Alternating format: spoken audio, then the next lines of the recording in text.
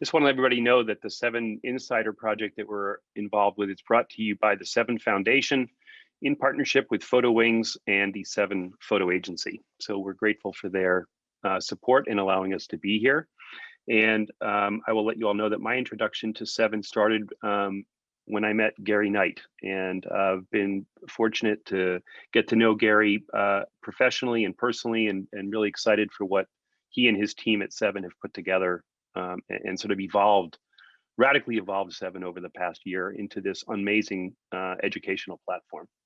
So just my name is Eric Luton. I'm the founder of Digital Silver Imaging. We've been in business for 13 years. We are a custom fine art lab based here in Boston, just outside of Boston, Massachusetts. We have worked with a number of photographers, including a number of the photographers at VII, to produce prints, exhibitions, and projects for them. And we're excited to have collaborated with numerous people really to help produce really good quality fine art prints.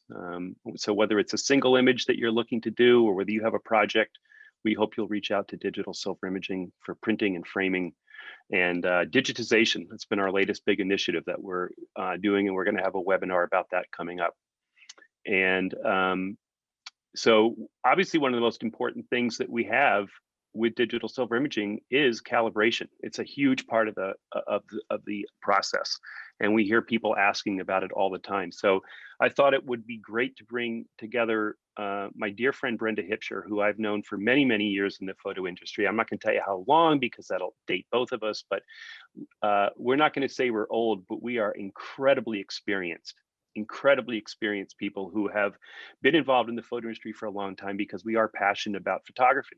And especially the printed image. And I think that that's key. And I know that Brenda brings years of experience to where she is in the photo industry, including having worked in photo labs as a photographer, as a printer, and especially in her multiple roles and many hats that she has at the Mac Photo Group. So I want to introduce Brenda. Great to have her on board. You're in for a very good talk today. Please remember to ask your questions in the Q&A, and just want to thank Brenda for being here and look forward to your presentation. So take it away, my dear. All right. Well, thank you. And thank you for having me. Thanks to VII. Thanks to you guys at DSI. We're very, very happy you're here with us. So this is an important topic today. I have some slides to show you. I want you to be very interactive in the Q&A down there. Any questions that you have, we'll get to as many as we can today. And if we can't get to them, then we'll figure out a way to get you an answer. So this is going to be, I'm going to show you, I'm going to start my slide presentation here. And the title of my presentation today is Color First Aid. Easing the pain of controlling color and exposure. Now, what I want you to understand about this is that anything that I say about color calibration, color profiles, anything that has anything to do with color is also applicable to black and white. There was a question, the first question that came up in the Q&A is please cover black and white for fiber-based. So what we have to understand is that digital sensors, except for the ones that are locked down to do black and white only, are capturing one of the three colors, red, green, and blue. And in every 4 pixels, you've got a red one, a blue one, and 2 green ones. Is that right? Yes. And so what's happening is the color is getting interpolated in the processing of the image from a raw image. Okay. So what you want to do is let's just go through this. And then as you have questions toward the end, we're gonna address them. I want to make sure that you guys are all seeing the right slide, just one slide. Eric, can you just confirm that for me? Yes, we're just seeing your color first aid one, Brenda. So yeah, you're ready to go. All right, here we go. All right. So the first question that we have then is color management, why bother? And that's what we're really going to address. Let me tell you just a little bit about myself. I'm the brand manager for XRite Photo Video at Mac Group. I've been with Mac Group for literally almost 30 years. I know I don't possibly look like I could be that old, but yes, I have been there for almost 30 years. I've been a sales rep. I've been a brand manager. I've worked in marketing. I've done just about every job that I can possibly do there. I formerly managed photo labs. I've worked in studios, commercial labs. I've done a lot of stock photography. And just for fun, I do art repro work because it's really, really hard and I really like to do it. So what you need to know most about me is I love photography. I've loved photography since I was 9 years old when I blacked in my grandmother's bathroom at a Christmas and decided to mix up my little pint versions of chemistry and process my first little pieces of paper in her bathtub. So I've been doing this for an awfully long time. And I think that this is the best time ever to be in photography. This is the golden age of photography because we can control everything and we can do whatever we want to with our image. If we can see it in the world, we can figure out a way to capture it, and we can also figure out a way to preserve it on a piece of photographic paper, which, by the way, is still the surest way to archivally preserve photographs on the planet. There is nothing else that you can do to a photo image that will give it a 200-year plus longevity. So let's just kind of open our minds to the thought, if you don't print now, it's not that this doesn't apply to you, it all applies. Now, most people will say something to me when we talk about color management. They'll start out with something like, I'll just set my monitor so it looks good to my eyes because I'm going to edit with my eyes. So why can't I just set my monitor up so that it looks good to my eyes and then everything I edit's going to look fine? And so to those people, I say, how about this? You count for me the black dots or the white dots, either one. So this slide is showing you a first example of what I want you to understand about your eyes. Your eyes are designed to adapt to what they see. So they're going to try to make sense of anything that they see. That's why you see the black dots turning white and then the white dots turning black, and you can't count either one of them because they're flashing back and forth. Now, look at these two squares. Do you think they look like they're the same color gray? I don't. I think the one on the left looks way, way darker than the one on the right. And when I join them together, it looks like it's grading from dark to light. But if I remove that background, guess what? It's the exact same color. My eye is seeing that background and it's trying to make sense of it and adjust to it. The same thing is happening here. To me, it looks like that the blue on the left is much darker than the blue on the right. But when I remove where those join, you can see clearly that it's the same color. And here's another perfect example. Blue on the left for me looks very much darker. On the right, it looks lighter. When I remove the background, put those two things together, guess what? It's exactly the same color. Okay, so this is an example of the fact that our eyes are very easily influenced by surrounding colors. So be aware that your eyes are going to try to adapt and make sense of whatever they are seeing. Now, this slide's an interesting one because early in the morning, this won't give you the same effect as it will in the afternoon. Most of you are going to look at this and think this could not possibly be a still image. It's got to be a GIF, but it's not. This is a still image. And most of you are going to be seeing some level of motion, apparent motion going on in this image. Now, the tireder you are, the later in the day it gets, the more motion you will see. So in the morning, you'll see less. In the afternoon, you'll see more because our physical body has a lot to do with what we see with our eyes. Same thing happens with things like strong emotion. Some of you may have heard the old adage, seeing red as a way to describe being angry. Well, and you've also heard something called green with envy. The reason that we use those colors, those words, is because our physical and emotional state affects how we see color. So our ability to judge color changes throughout the day. When I used to run a color lab way back in the olden days, 100 years ago, we would do all of our very sensitive color judging in the morning, because I could be relatively sure that my technicians were well fed, well rested, and I hadn't managed to make them angry yet in the morning. So their emotions were stable, their physicality was stable, and so their ability to see color was at its optimum. So be aware that your ability to judge color is going to change depending on whether you're hungry, you're angry, you're tired, and so forth. Now, the next thing that we need to deal with is color vision deficiency. If any of you happen to be particularly red-green color deficient, which is one of the most common color deficiency issues, then you're not going to be able to see a number embedded in this field.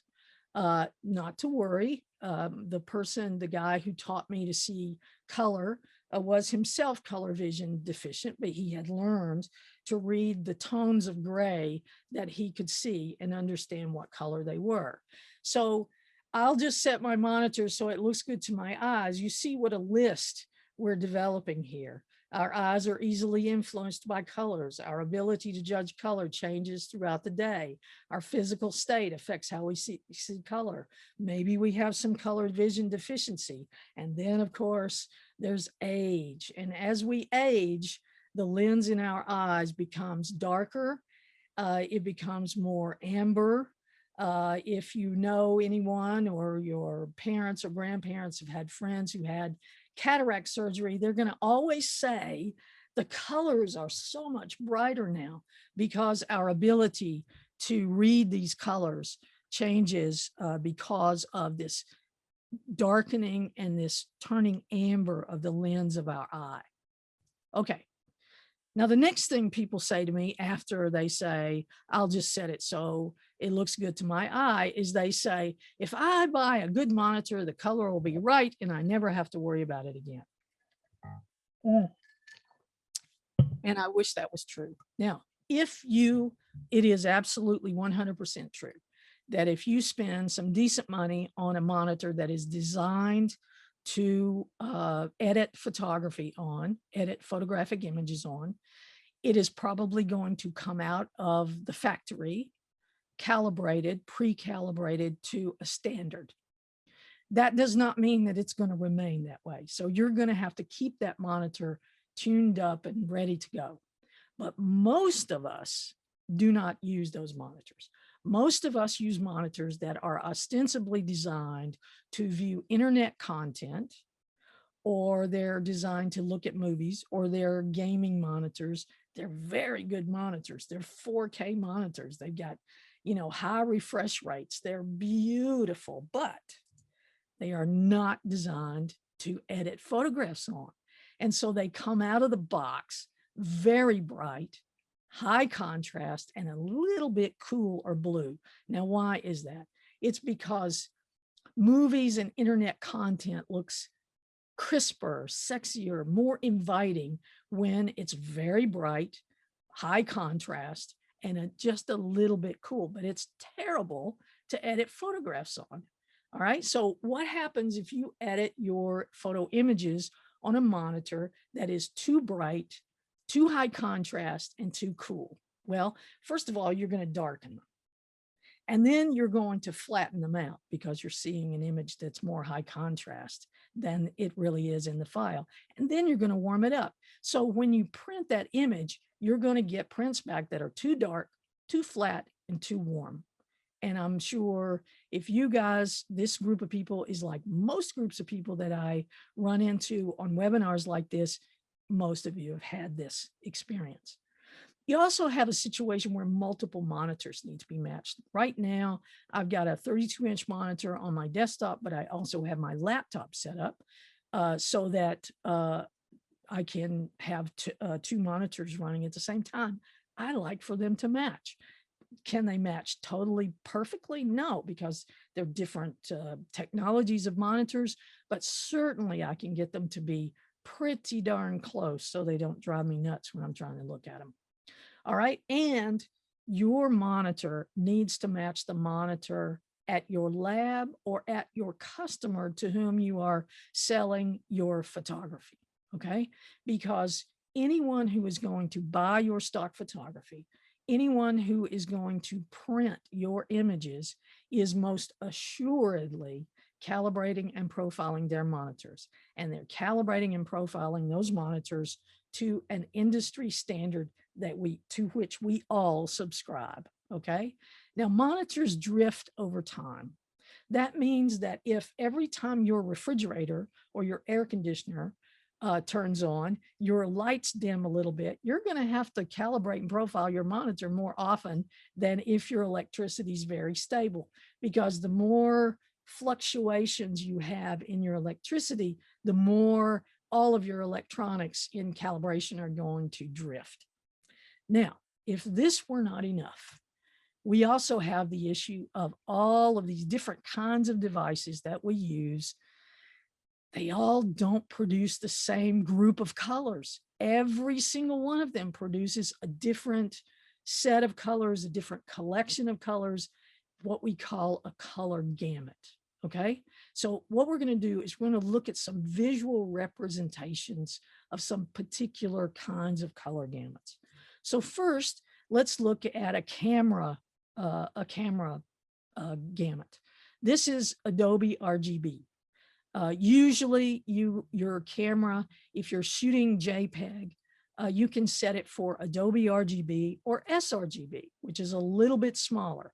So you see the difference there, bigger and a little bit smaller. Okay.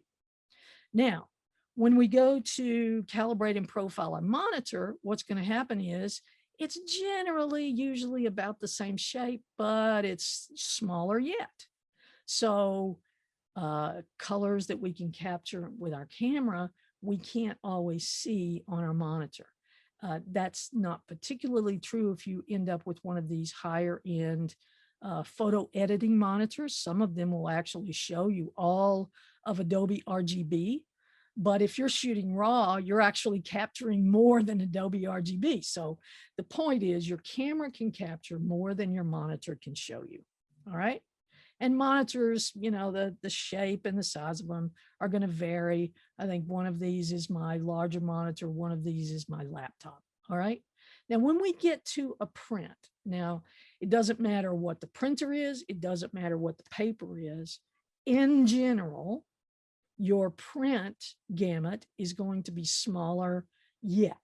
Okay. So even if you're calibrating and profiling a laptop and you're going to a print, then that print gamut is going to be even smaller, and it's going to be quite a lot different in shape. So depending on the printer and the paper combination, maybe it looks like this, maybe it looks like this. All right. So the end of the story is when I go from my camera to my monitor, I go from capturing this clear wireframe or more down to this. And then when I go from my monitor to a print, I'm going to be able to see colors here that I can't print. So what do I do with those colors? How do we get them to print? Well, they have to move into the gamut, into the space that the printer and the ink can produce. And how they move in relation to the colors that are inside this gamut are what color management is all about, so that the print ends up looking like we want it to look. Now, this only gets exacerbated more when we look at what we can capture versus what we can print. All right. So what I'm trying to illustrate to you here is that if every one of our devices was able to capture the same gamut, the same group of colors, all we'd need to do is calibrate them and we'd be done.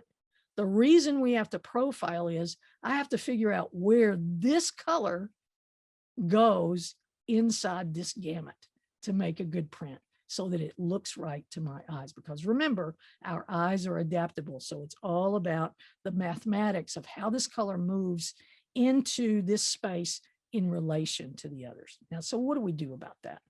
All right, how does it work? We end up with a monitor calibration solution that includes a piece of hardware and a piece of software. The software knows exactly what color or luminance value that it's sending to the monitor.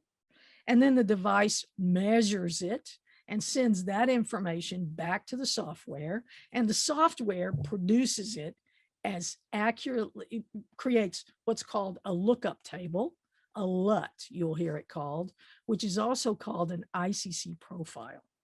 Now, ICC stands for the International Color Consortium. This is a group of major photographic and graphic companies that got together many years ago now and agreed on a standard that everyone was going to work to so that we could get these devices to talk to each other. Now, with X-Rite, we have 3 different colorimeters.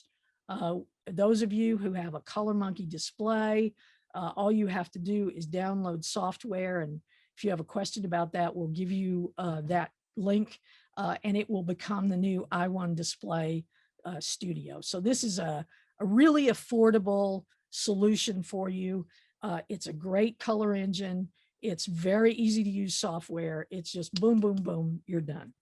If you are a printer, you want to print your images and you want to be able to do some contrast limiting, some additional contrast limiting, or if you plan to purchase a BenQ, a ViewSonic, an AZO monitor, one of the new Dells, the high-end Dells, you want to go with the i1 Display Pro because that device is recognized by those third-party softwares, and it also has some extra features in it. You're able to make larger patch sets, all kinds of other things that will assist you in making a color set that will give you an expanded range profile. And the last one, the newest addition to this group is called the i1 Display Pro Plus. And this is iced tea, not bourbon, as a lot of people think when I'm doing these webinars. The i1 Display Pro Plus gives you everything you get in the Pro, plus something called the BT1886 tone curve, which is used in a lot of video editing now, and it accurately measures up to 2,000 nits or 2,000 candelas per meter square for super bright monitors that are just coming on the market. You'll get a little better blacks, a little better shadow color, and really recommended for HD and HDR monitors. All right. Now, we started with the monitor. We have 3 pieces in our workflow. We have a camera, we have a monitor where we edit, and then we have output. So we started with edit instead of capture. Why did we do that? Because if we don't calibrate and profile our monitor, pretty much everything else we do, if we're going to edit our images, is worthless because we're not seeing what we've actually captured in the file. But once you have set up your monitor, you've calibrated and profiled your monitor, then what we want to do is start looking at how can I improve my capture. And particularly for you guys who have, and by guys, I mean guys and gals, who shoot multiple cameras. And if you do, even if you have 2 cameras that are the same manufacturer, the same brand, the same model, you're going to notice that you get different color rendition off of those different sensors.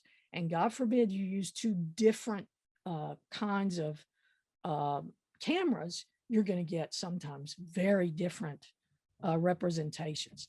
So I want to go through, I want to give you just a little highlight of what happens with camera calibration solutions.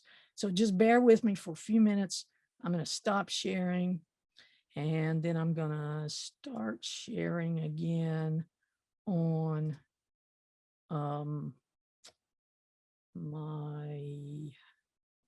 here we go, Lightroom Classic.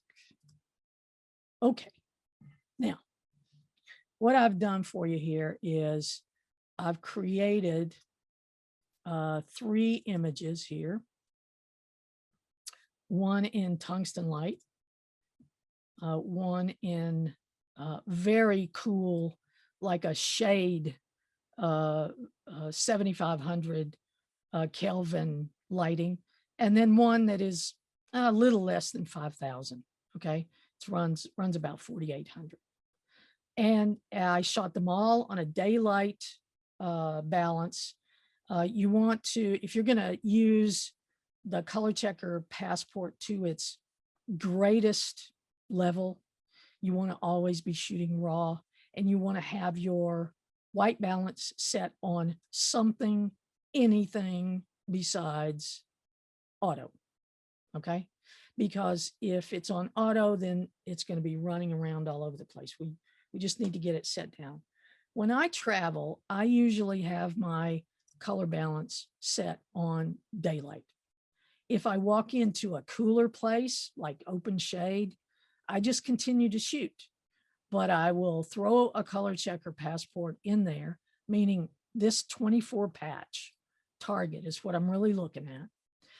Because when I get back to my edit, whether it's that night on my laptop or when I get back from my trip, then I can white balance. So what I want to show you here is if I do nothing but go from image to image and just white balance, and I white balance on this second white patch, okay? Not the first one, because then whites that are way, way up there near 255 are going to clip. So let's use the second one, and I get a nice, clean color balance, right? I'm going to do that to my second one, which looks a little bit bluer because it's in a little bit cooler light.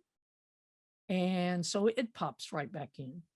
And then my one that's running right on daylight, 4650 is what it was.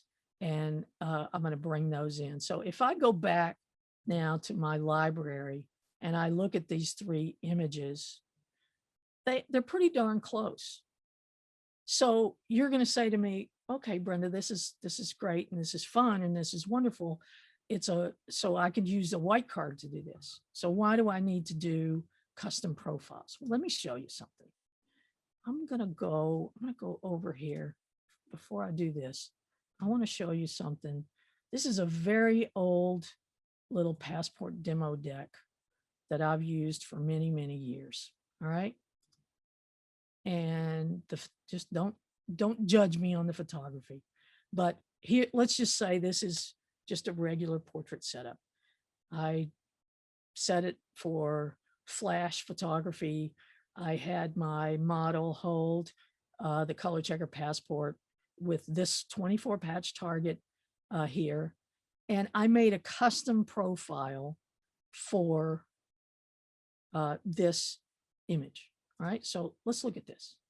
All right, first thing I'm going to do is I'm going to do my white balance, and you're going to see that it cleans up pretty nicely. All right, so we're back to why do I need a custom profile? Well, let me show you this. All right,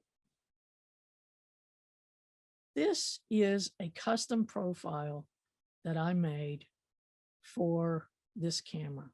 It's a camera I don't own anymore. It was a Canon camera.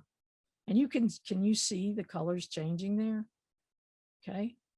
So this is what you get with what Adobe does automatically. Adobe is going to assign some kind of a profile for your camera. The only question is it going to be a generic one, or is it going to be one that's suited for your particular camera sensor? All right. So I'm going to do this, and I'm going to put this right here like so.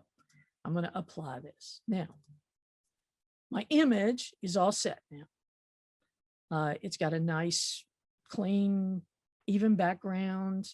Usually once I apply the profile, I actually do a second white balance to make sure it's just really clean and clear.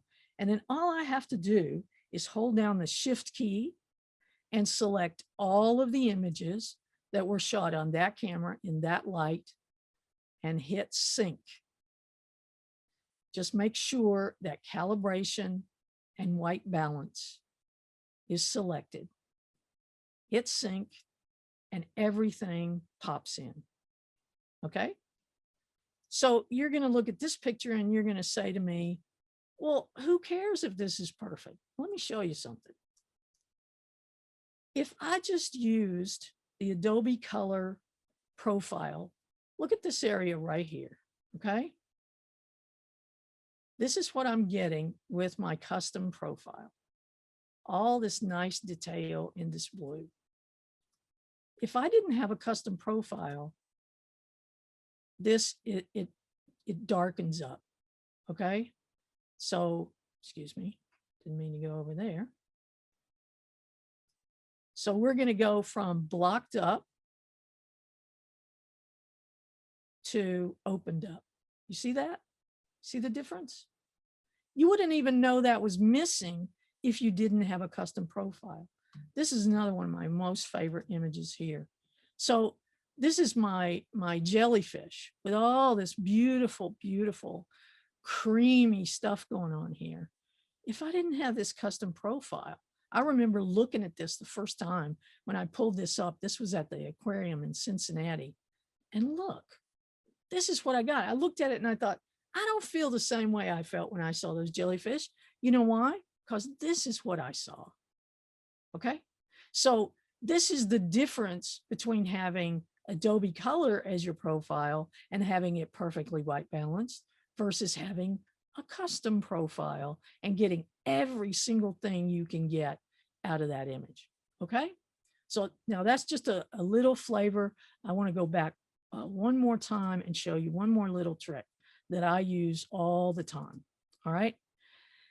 Now I can make a single illuminant profile. This was my tungsten image right here.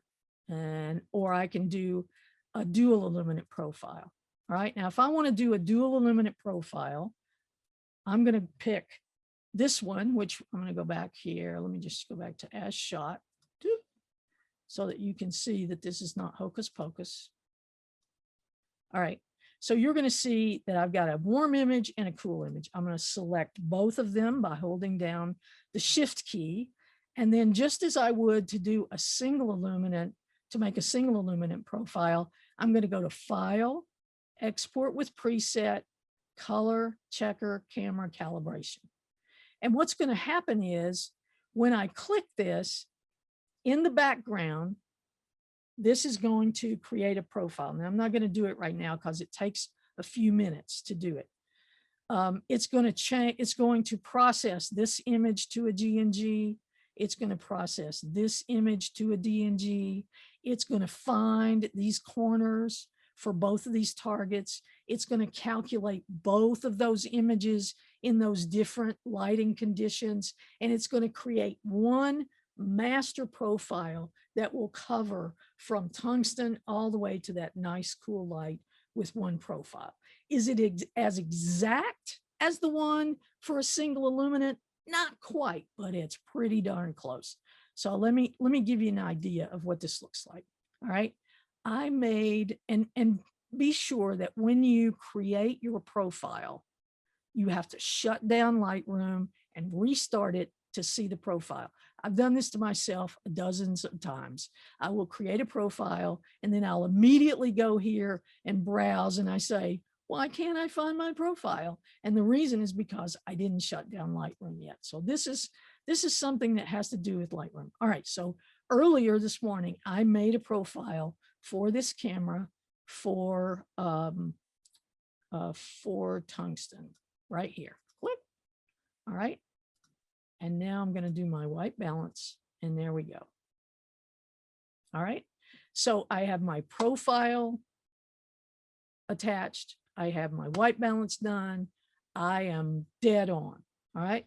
Let me show you what it would look like if I was just using Adobe Color. Do you see the change? All the blues, the purples, a lot of difference. Okay. Again, if you don't use a custom profile, you're not even going to notice this is gone. Now, if I used my tungsten profile, now let's look at the difference between my tungsten profile and my master profile. Okay. So tungsten single illuminate, my master profile. Okay. Tungsten master. I'm not seeing any difference at all. All right. So that's why I recommend to folks that they make a master profile, put your color checker passport, your 24 patch color checker in your scene every time your lighting changes, and boom, you've got a way to do your white balance. You've got a way to create a single illuminate profile if you want to. Otherwise, you've got a master profile for your camera. Now, you're going to make your master profile for each one of your cameras. You're going to apply that master profile to that single camera images. And once you do that and white balance, those images will match so closely, you can throw them all into one folder and then just edit them. So if it's an event, I did this myself. Last major trip I took before COVID, went to Africa. I had a camera, my partner had a camera, very different cameras. And I did this exact exercise at about 5,000 images between the two of us for that trip. And within a half an hour, I was ready to put them all in one folder, edit them, and decide what we were going to print, what we were going to bore our friends with, and away we went. All right, so let me just finish up my little presentation here, and we will continue on. Gotta find it here first. It's always something, guys. Okay, here we go. Okay. Brenda? Yeah. Are you open to any just quick questions related to Yeah, what you're doing right now, or should we save them No, to the no, end? this is a good time. This is an excellent Okay. time. So a couple things that I am seeing. One question I'm seeing is, can this be done in Adobe Camera Raw in Bridge? This is a functionality between XRite and Lightroom? No, this certainly, there is a freestanding piece of software called Camera Calibration software that actually installs the plugin into Lightroom. So you certainly can process that one image that has your color checker passport. You can process that image to a DNG, bring it right in there, and you're done. So that will work with Bridge. Yeah, absolutely. Yeah, and Okay, you can that was apply it in one. Bridge. Yeah, so it's just a little bit different workflow, but yes, it absolutely works. All right. And then Next. another couple other questions here. Yep. One was, if someone's using an older camera, like an older Canon 5D Mark III, for instance, and they're shooting in RAW, should they be recalibrating their camera over time? Do sensors kind of shift like monitors do? No, they don't. Oddly enough, I mean, the variation in sensors is caused by the manufacturing process itself. So generally, I'm not saying it couldn't happen, because every pixel has a little tiny filter, red, green, or blue over every pixel. So it's possible, but it's not nearly the same kind of situation as it is with a monitor. And just maybe one other related to camera profiling before we probably move on to monitor is, Anton was asking if we should make a profile for each lens on the camera. Is it a sensor issue, or is it related to optics? Well, it can be both. So let's just break that down. It's an excellent question. I'm glad we got the question. The reason that we would make a different profile for a lens is if we have a lens that is demonstrably different in the way it's capturing color. Can this happen? Sure, it can happen. I mean, I myself own 3 different manufacturers' lenses for one camera. So can it happen? Of course it can. It's not like it was when you're as old as I am and you remember when optics were coded and hand matched. Because these days, lenses are designed and manufactured, and the lens, the coatings on the lenses are applied by robots. So there's a lot more standardization.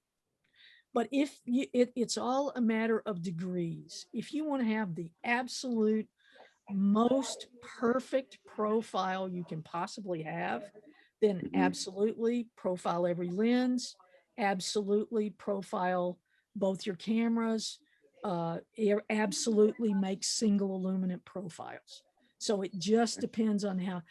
I just want you to understand. So if you go buy a vintage lens and you want to use a vintage lens, then yeah, you absolutely want to profile that. Do that. Okay. Because it could have an extremely different variance on it.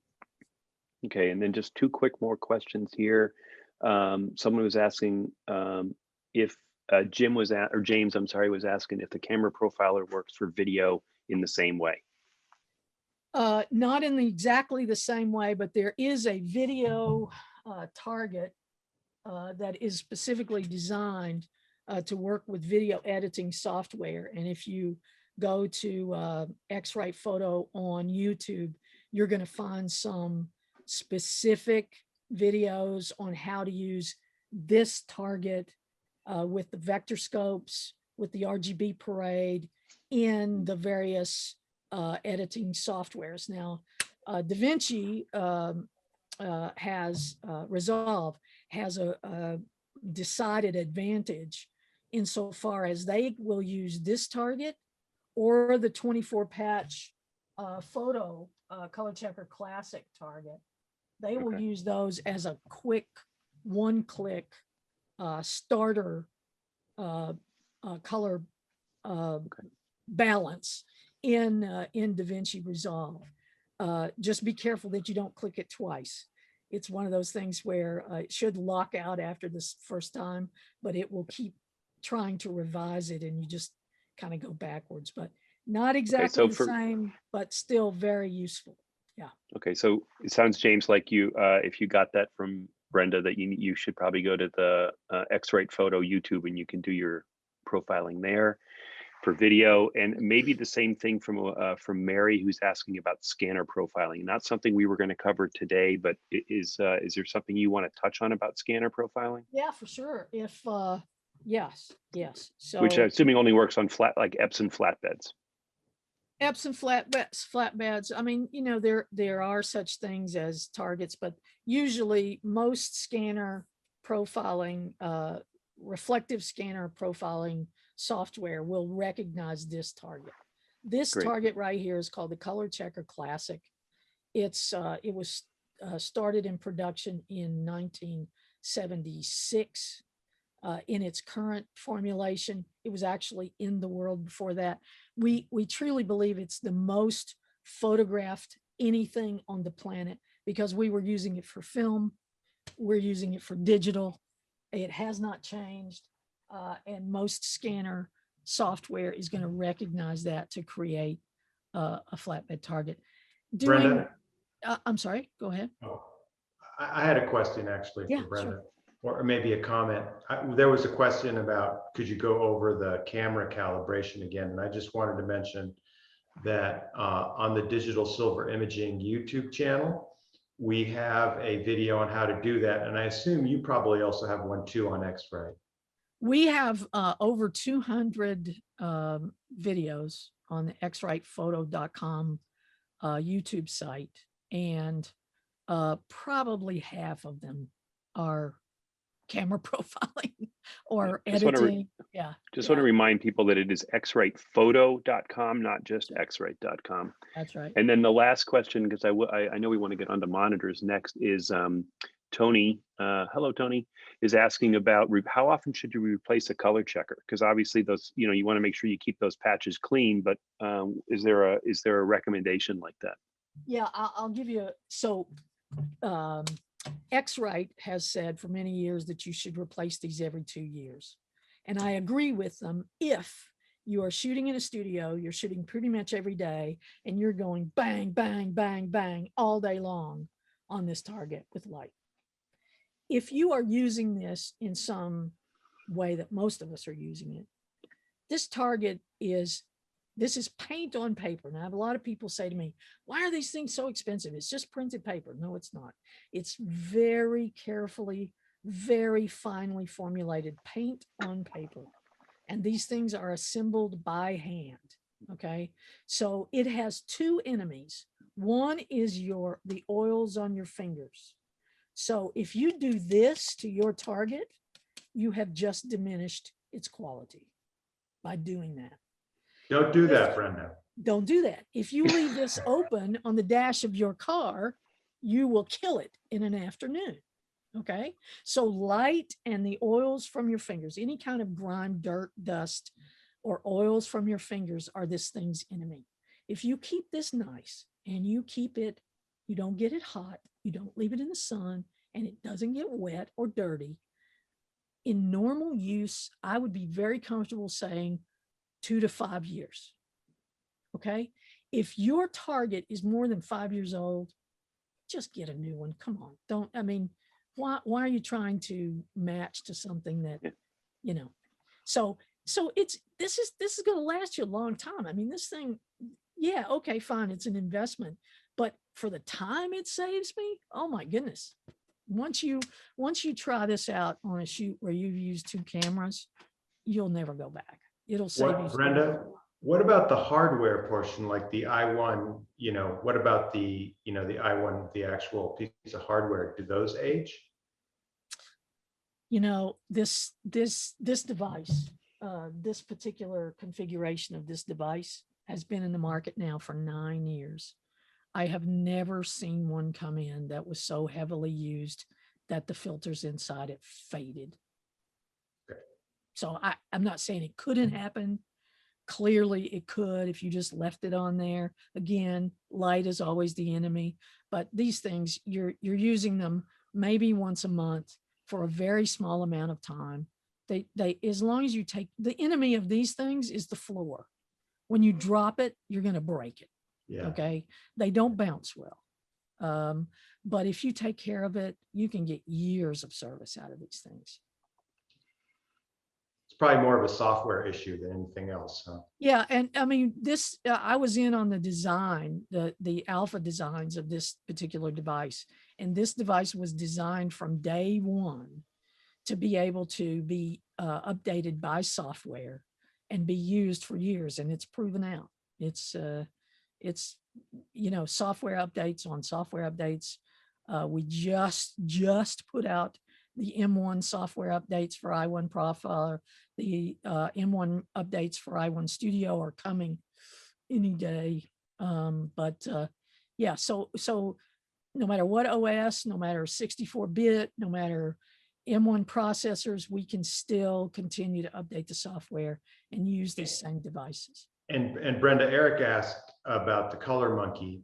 Yeah. What's he sacrificing? But didn't you say in the beginning that it can be now updated? Yeah, color monkey display or the color monkey photo, which looked like this, but was black. If you go to xritephoto.com/get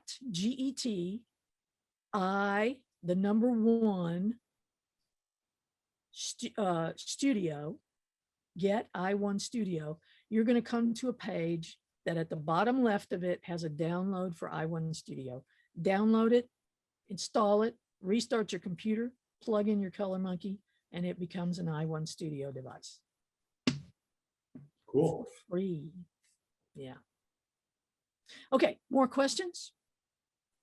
I think we can probably move on now and we can answer some more in a little bit. I don't have much more. I mean, I'm just going to say, Okay. blah, No, we have blah, we have fine. lots more questions. Oh yeah, well, let's just do questions. Are you going to go over monitor profiling?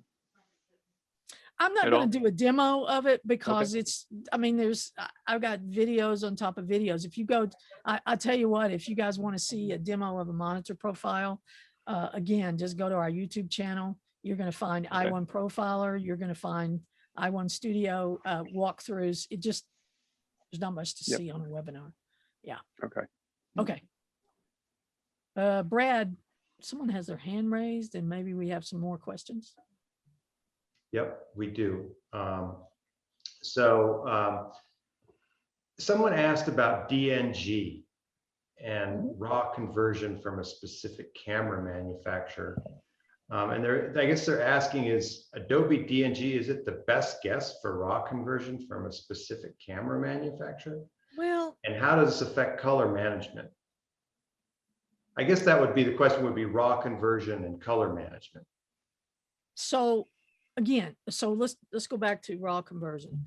A raw image is an image that has data collected on each pixel, and each pixel has either a red, green, or blue filter. Okay, so what happens when you process an image, even to a DNG or a TIFF, even though the image is not compressed, so what happens is the software will say to the red pixel, all right, so the blue pixel next to you and the two greens next to you has this. So I'm going to say that if I was collecting green, it would be this. And if I was collecting blue, it would be this. It processes the image so that each pixel has all three colors, red, green, and blue. So when we talk about editing, raw editing, it's called non-destructive editing, because when you're editing a raw image, the only thing you are doing is giving instructions to a program that is going to process that image. Now, if you process your images to a DNG or to a TIFF, they will store to be read more readily in the future, perhaps. But even if you edit a DNG, there is an element of change in the editing that is not there with raw. Is it worth worrying about? Probably not. I know a ton of professional photographers that have a Nikon camera and a Canon camera and an Olympus camera and a Fuji camera, and what they do is they apply their custom profiles. They apply whatever white balances they want to. They convert everything to DNGs. They discard their raw images, and that way all they have is DNG files. So that's a workflow. That's a digital asset management question. People like Peter Krogh and many other people that do digital asset management would be much more qualified to give you advice on that than me.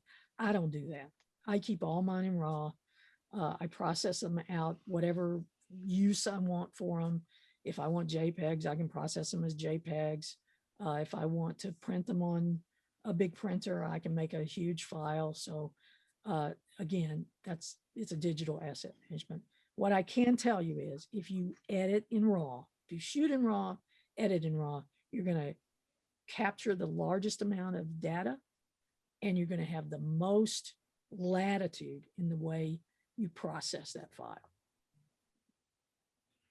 So how important, I have another question from Alan here that asks, how important is camera and monitor calibration when using a monochrome sensor? Good question. Good question. I have a response for part of that.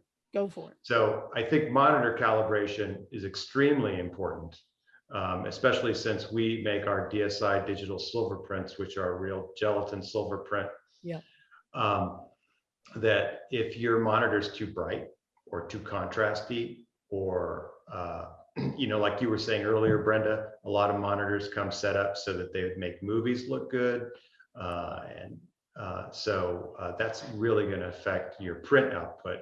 And I imagine that you're going to get better tonal values from your rendering through whatever software application you're using too, if you calibrate that monochrome sensor. And it's just it works in the same way as a color sensor. So, Well, I would say, yeah, I think I would say for monochrome sensor, there's not really a way to use camera profiling. Now, if you're using a color sensor to produce black and white, then absolutely you want to be doing custom camera profiling, because you want to get the absolute tonal range you can get out of the sensor. If you've got a monochrome sensor, I would go 100% with what you're saying, Andrea, that you've got to calibrate and profile your monitor. If you're going to start somewhere in this process, start with the monitor. Okay. And Richard asked, kind of dovetail off that question, is would you address monitor brightness settings? Yeah, for sure. So let's just get into that. I'm gonna, if you've got a pencil, or if you're watching this recorded, here's the magic sauce. The defaults in our software, and the defaults in any color management software for monitor calibration for photo is going to be this. It's going to be 120 candelas per meter squared. That's the brightness. That will also, sometimes people call that nits in the video world. But for photo editing, you're going to start at 120 candelas per meter squared. You are always going to be on D65, 6500 Kelvin. And a lot of people are going to say to me, but I don't judge my images under 6500 degree light. The standard in the photo industry is 6500. The monitors, I guarantee you, at DSI are not profiled to a D50. They're profiled to a D65. So what we're trying to do is get to an industry standard. So 120, D65, 6500 Kelvin, and 2.2 gamma. I think you just answered Anton's question. Yeah. So, that is what's the best photo brightness? Yeah. Now, here's my little caveat. I'm sitting in a room that's very bright. So 120 is good for me. It's a good place to start. But if I edit my images on a monitor that's calibrated, and the calibration really has to do with how the brightness is set, the profile is actually the way the colors reproduce. If I'm calibrated to 120 and I edit some images and I send them to a lab and they still come back too dark, what does that tell me? That tells me that for my eyes and my environment, I need to go down to a lower setting, because I'm still darkening my images, right? So it is possible that if you're in a very dim setting, you might go as low as 90. It's very often that it might be 100 or 110. But I tell people always to start at 120, send a couple of tests off, have small print made, make your judgment about whether it matches like you want it to. If you don't, recalibrate down to 100 or 110, and you'll get a little bit better. Everybody's eyes are different. Everybody's environment's different. Try to control the light in your environment. I don't edit photographs in the middle of the day. I have 7 skylights in my room. I don't edit in the day. I edit at night because I can control the light at night. Okay. So I think that hopefully, Jenny, that also answered your question. I'm going to throw a tough one at you right now. Uh-oh. Jenny also asked, how does X-Rite compare to Spider X? So I'm going to tell you the truth.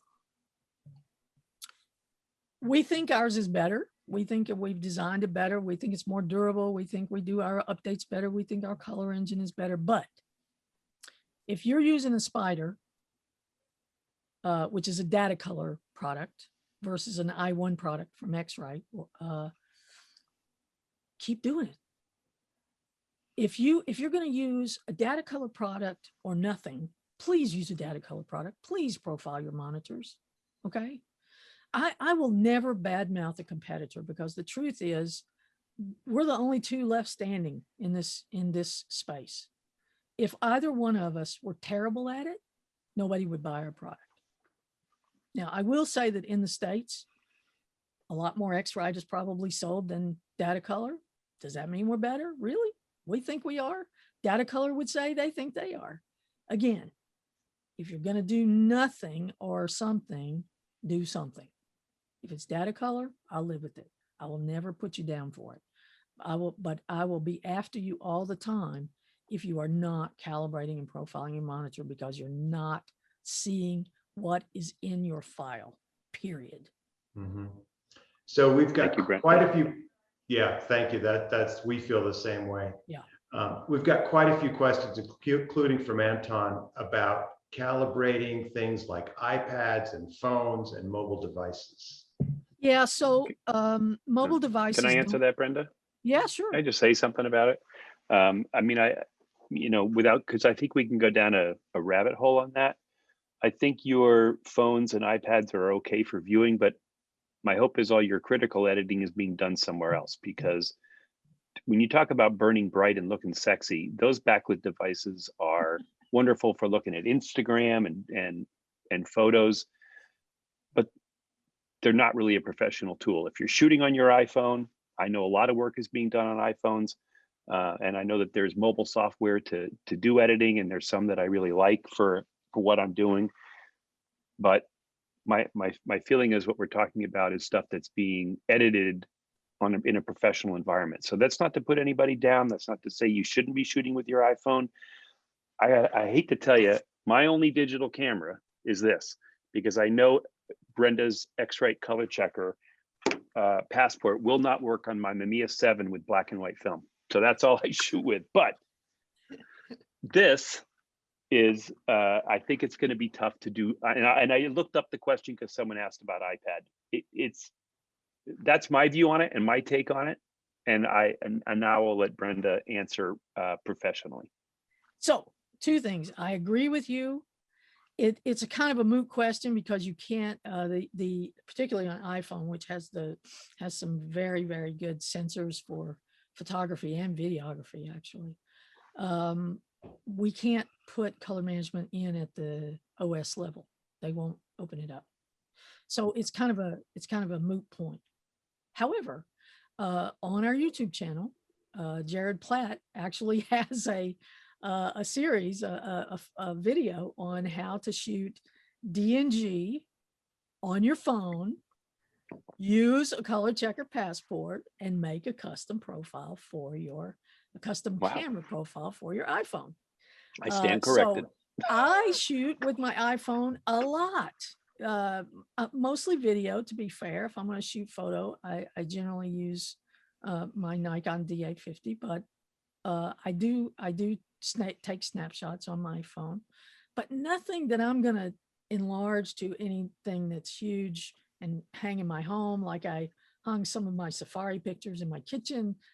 I'm not going to do that kind of work on an iPhone. If you do, God bless you. Go look up Jared's video and you can control your color that way.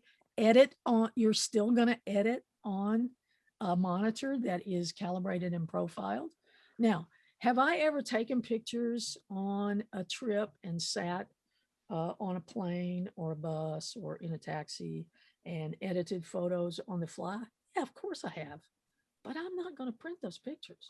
I'm going to post them on Instagram. So it's like Eric said, it's all a matter of degrees, right? So it's kind of a moot point. So Brenda, we have a couple of questions here too. Yep. On calibrating printers. Yeah, so let's talk about that. Again, all a matter of degrees. First thing you're going to do is calibrate and profile your monitor. If you're worried about calibrating your printer before you calibrate and profile your monitor, you got the cart before the horse. All right. Secondly, if you're printing at home, you need to learn how to download profiles from your paper manufacturer for the printer that you're using and use them properly. If you've done both of those things and you still want to tie down your operation a little tighter, let's say that you're printing your up to 24-inch at home and then everything larger you're sending to somebody like Eric and Andrea at DSI, which a lot of people do, to be fair, then you may want to do custom profiles for your printer paper and ink combinations. But please keep in mind that printer profiles are specific to the paper, the printer, and the ink that you're using. If any one of those three things changes, that profile is not the right profile. So best, again, color management 101, calibrate and profile your monitor. If you want to do your printing, get yourself a printer that you can control. And that means something like a Canon Pro 1000 or some of the Epson printers that you can actually shut off color management in the printer drivers and be able to choose the right profile in Photoshop when you're printing. I am not a fan of printing out of Lightroom. I am a hardcore print out of Photoshop and make sure you can control it kind of girl. So this is one of those things where a lot of people are going to have a lot of ideas. If you're going to use the camera manufacturer's paper and ink and you want to let the printer do the color management, what you have to understand is you are not controlling your image. That algorithm inside that printer is making part of the decisions. I don't like machines to make decisions for me, so I want to control it all. And my friend Tony she asks, and I assume that this is apropos to printing, but what is the best space to edit in and as in Lightroom? So you said that, you already made a comment about that, but also she says, and I don't know if I'm interpreting this correctly, background in Photoshop, gray, black, or white. Yeah, that's a good question. I use gray, but I also use a flat gray for my desktops. You got to be careful. If you've got a strong color in your field of view, a lot of people like to have these really pretty pictures on their desktops and stuff. If you sit there and look at a nice picture of the ocean with blues and greens and stuff, your color is going to shift. You're going to have to rest your eyes to be able to do editing. So I'm a big fan of grays, really flat, neutral grays, be easy on your eyes. The fovea will pick up those colors and start shifting all over the place. So, well, we've gone over time, kids. Yep. No, that's all right. I just want to, because it looks like we got about 5 minutes left. And I want to address a question that people have here about ICC profiling. I'm not a scientist, but I'm going to give you I'm not going to try to give you a scientific explanation about profiling, but I'm going to give you real world experience as having been a photographer and having owned a lab for 13 years. So if you're printing at home, and I just sort of follow up on what Brenda says, you have a few choices. One is to kind of just do the default settings in a printer using photo luster paper, and you pick the photo luster setting. Okay, that's at least better than just hitting print with nothing. Your second best option is to go to the manufacturer's website, and they will, and you can then say, I'm using photo luster, or I'm using, fine art Barita, and I'm using this printer, and you can download a profile that the manufacturer has built. That's option number 2 and better. And the third best option is to invest in your own color management, because then what you're doing is you're printing out the patches and you're reading them in, and this is based on your monitor, your printer, your ink, and your paper. And yes, everything does vary slightly. So you have good, better, and best in terms of your own printing. Yep. Why doesn't Digital Silver Imaging publish profiles for you to do sort of a soft proof with? Because I don't believe in it. And if you don't like that answer, I'm sorry, but it sets up an expectation that everybody is going to be disappointed, you and us. You're better off doing everything that Brenda's telling you. Calibrate, calibrate, calibrate, calibrate, calibrate. And if I haven't said that enough, I'm sorry. It's the most important thing you can do. It's like changing the oil in your car. You got to do it more than once. You got to stay on it and make it happen. And then make an 8x10 print. It doesn't cost a lot, but then you've got your settings and our settings. Your settings and a print from us, and you can hold it right up to your monitor and say, how am I doing? And if it's really off, call us. We'll talk to you. We'll try to find out what happened, but we are not going to publish profiles. And unfortunately, especially for our silver gelatin papers, there is no way to produce a black and white profile in this kind of hybrid world of how we expose a silver print from a color laser onto real black and white paper in black and white chemistry. Yeah. But if you follow Brenda's secret sauce, which isn't that hard, and you get yourself a profiler. And as she said, whether you already own a spider, just make sure you're using it. If you don't own one, she's going to email you tomorrow with a link to get one with a discount, and you will find yourself a lot happier, because the worst thing you can do is not do this, but have a decent printer and print out pictures and keep wondering why they're too dark, and then you're adjusting your monitor or your image to try to your file to try to make it look good, and then you haven't controlled for the variables. So we want to help you eliminate variables, and the biggest way you can eliminate a variable in digital photography, because there are myriad variables, is to what, Brenda? Calibrate and profile. All right, so I just want to also mention before we wrap here too, that we have, if you come on late, that this is being recorded and it will be available through VII Insider. And there's also going to be, everyone's going to get a follow-up email. And Brenda, we've had several questions in the chat that I just skipped over because I thought they were too technical, but it's not that those questions can't be answered. Is there a way to get those questions answered? Yeah, yes, absolutely. So let's, I'm going to give you, I'm going to go out on a limb here, and I'm going to give you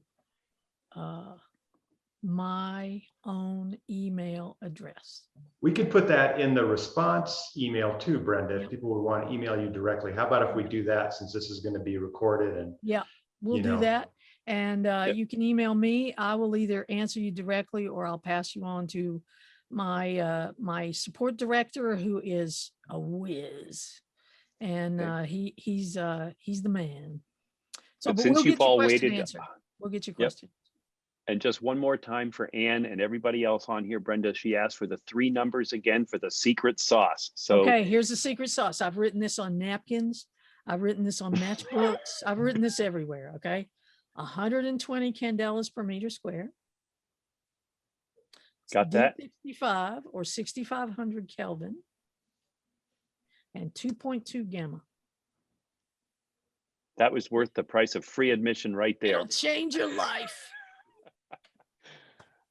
We really want to thank everybody for coming today. I want to thank Gianna at VII Insider. We want to thank their partner Photo Wings for helping sponsor all of these amazing Photo Insider webinars.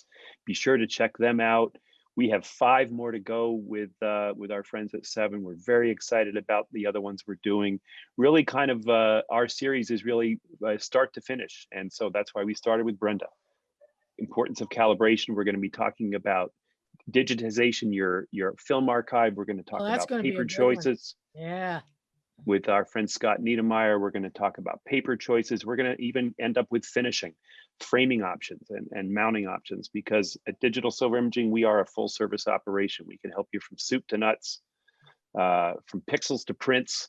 And we hope that you'll reach out to us with some of your questions, and certainly for anything that you have that needs to be printed. We really look forward to working with you. And we're grateful for your attention today. And hopefully you've picked up some important nuggets and secret sauce from our dear friend, Brenda. And I want to thank you, Brenda, for pleasure. I want to say that the beginning of this webinar with those dots and those colors totally opened my eyes to something that I hadn't thought about when thinking about color management. And you took us back to a basic part that I think is incredibly important for all of us to realize. So thank you for making that illustration so clear. I thought that was spot on. So thanks again, everybody. Thank you, Brenda, and thanks again to VII. And we look forward to seeing you all again soon. Thanks, Take guys. care. Bye-bye. Bye-bye.